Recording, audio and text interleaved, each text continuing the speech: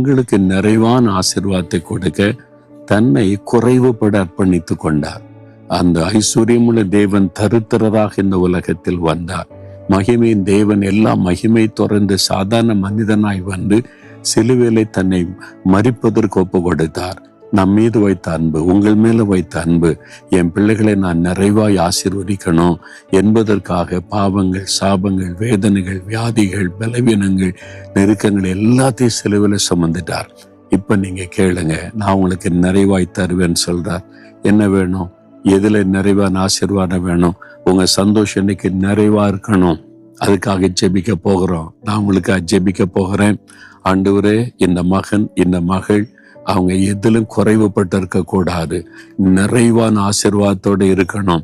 இன்றைக்கு கேளுங்கள், நிறைவாய் உங்களை ஆசீர்வதிப்பேன்னு சொன்னீங்க. இவங்களோட சேர்ந்த நானும் இவங்களுக்காக ஜெபிக்கிறேன். இந்த மகனை ஆசீர்வதியும், மகளை ஆசீர்வதியும். அவங்க சந்தோஷம் நிறைவாய் இருக்கும்படி இன்றைக்கு அற்புதம் செய்து ஆசீர்வதித்த மகளை பண்ணும். இயேசு கிறிஸ்துவின் நாமத்தில் ஜெபிக்கிறோம் பிதாவே. ஆமேன், ஆமேன்.